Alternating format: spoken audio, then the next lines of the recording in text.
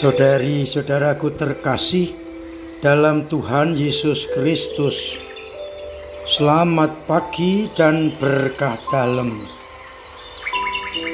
Kita berjumpa kembali dalam renungan harian Rabu 29 Oktober 2025. Seperti biasa, kita mendasarkan permenungan kita pada bacaan-bacaan Ekaristi pagi ini. Bacaan pertama, surat Paulus kepada jemaat di Roma bab 8 ayat 26 sampai 30. Paulus mengingatkan, bagi mereka yang mengasihi Tuhan, segala sesuatu mendatangkan kebaikan. Roh Allah membantu kita dalam kelemahan, sebab kita tidak tahu bagaimana sebenarnya harus berdoa, dan Roh itulah yang membantu kita untuk berdoa kepada Allah dengan keluhan-keluhan yang tak terucapkan.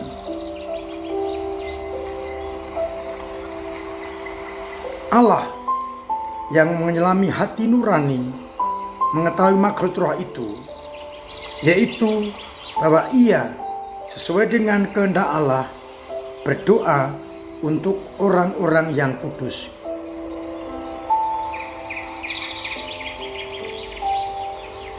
Kita tahu Allah bekerja dalam segala sesuatu yang mendatangkan kebaikan bagi mereka yang mengasihi Allah, yang terpanggil sesuai dengan rencana Allah. Sebab semua orang yang dipilih Allah sejak semula akan ditentukan sejak semula untuk menjadi kudus dan sebagai gambaran serupa anak-anak Allah. Dia yang dibenarkan, dia juga yang dimuliakan. Maka kita bersyukur atas roh yang selalu menuntun kita. Pada bacaan Injil, Yesus mengajar soal siapa yang boleh masuk dalam kerajaannya. Mereka diajak untuk memasuki pintu yang sempit yang menuju kepada kebahagiaan surgawi, dan banyak orang berusaha untuk masuk tetapi tidak akan dapat. Dan jika tuan rumah telah menutup pintu, maka semua orang yang di luar akan mengetuk-ngetuk pintu dan mohon pintu dibukakan. Tetapi sang tuan rumah menegaskan, "Aku tidak mengenal kalian." Sekalipun ia berkata, "Engkau telah datang berjalan-jalan di kota-kota kami, dan kami telah makan dan minum di hadapanmu. Namun mereka tidak akan dibukakan pintu."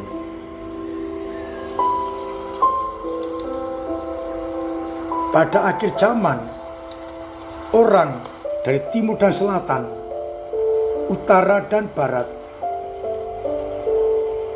akan datang dan duduk makan dengan Abraham, Ishak, dan Yakub. Karena ada orang yang terdahulu akan menjadi yang terakhir, dan yang terakhir menjadi yang terdahulu. Saudara-saudaraku terkasih dalam Kristus, Santo Paulus mengingatkan juga kepada kita lewat suratnya kepada orang-orang Roma bahwa bagi mereka yang mengasihi Tuhan, segala sesuatu yang dikerjakan mendatangkan kebaikan. Karena kita mengikuti roh kebenaran, roh yang selalu menuntun kita menuju kepada hidup yang kekal. Roh itulah yang menuntun kita, membimbing kita, bahwa kita untuk berdoa dengan benar. Oleh karena itu, kita diajak untuk selalu mendengarkan suara Roh Allah, agar akhirnya pekerjaan-pekerjaan kita dalam roh itu mendatangkan kebaikan dan berkenan kepada Allah. Maka pertanyaan pertama untuk kita renungkan, apakah pekerjaanku, tindakanku benar-benar mendatangkan kebaikan yang berguna untuk membawa orang menuju kepada Allah sendiri. Dari bacaan Injil kita diingatkan pertama-tama jalan menuju keselamatan itu sempit. Artinya perlu diusahakan dengan sekuat tenaga agar akhirnya kita boleh lewat pintu yang sempit menuju kepada hidup yang kekal.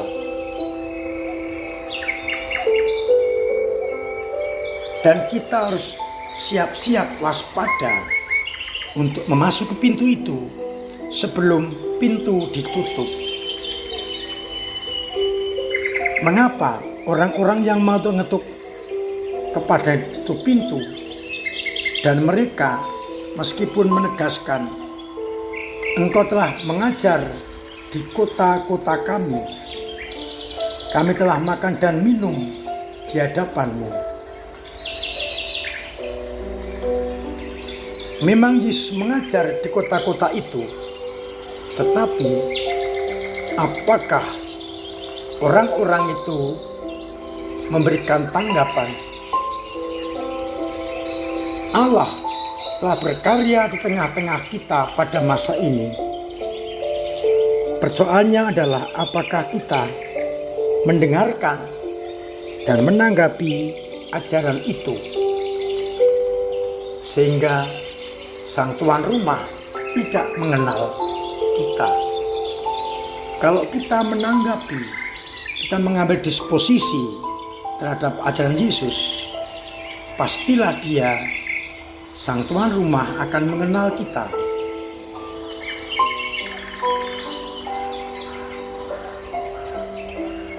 Semua orang dari timur dan barat, utara dan selatan akan datang karena mereka mendengarkan, menanggapi suara sang pengajar, yakni Yesus sendiri. Mereka yang mengambil bagian dalam pengajaran itu akan mendapatkan kasih karunia Allah. Oleh karena itu, mari bersama-sama kita mencoba menanggapi karya-karya Allah itu, agar akhirnya kita dimampukan untuk benar-benar hidup sesuai dengan kehendak Allah. Agar ketika kita mengetuk pintu, Dia mengenal kita. Karena ketika Dia mengajar di kota-kota kita, kita menanggapi dengan tindakan-tindakan yang konkret. Mudah-mudahan kita dilayakkan untuk ambil bagian dalam karya-karya kebaikan, sehingga ketika pintu akan ditutup, kita dipersilakan masuk karena kita telah melaksanakan kehendak Allah. Tuhan memberkati kita sekalian. Amin. Marilah kita berdoa. Bapa yang penuh kasih, kami bersyukur karena kepada kami memberikan peringatan untuk lewat pintu yang sempit menanggapi ajaran-ajaran-Mu, sehingga kami pun boleh masuk lewat pintu yang sempit itu. Biarlah kami semakin mampu hidup sesuai dengan kehendak-Mu. Kuatkan iman kami yang kadang lemah, kadang jatuh, kadang mandek, bahkan kadang hilang. Agar dengan bantuan-Mu, iman kami tetap tangguh, tetap kuat dan mendalam. Semoga umat-Mu yang sakit Engkau sembuhkan, yang punya beban berat Engkau ringankan, yang punya persoalan untuk mengurai, agar akhirnya kami tetap merasakan cinta kasih-Mu. Mereka yang dalam proses penyembuhan, Engkau berikan kekuatan sehingga boleh merasakan sehat seperti semula dan beraktivitas. Jauhkan dari segala macam penyakit. Untuk itu, sertai kami dengan berkat-Mu sendiri, Bapa dan Putera dan Roh Kudus. Amin. Saudara terkasih, tetap saya ingatkan agar memiliki pola hidup yang sehat, agar kita sehat, keluarga sehat, orang lain sehat, dan kita dijauhkan dari segala mara bahaya. Masih ada waktu sampai minggu depan untuk ambil bagian di dalam membantu para misionaris. Sampai hari ini baru 2/3 dari tahun kemarin hasil dari penggalangan dana.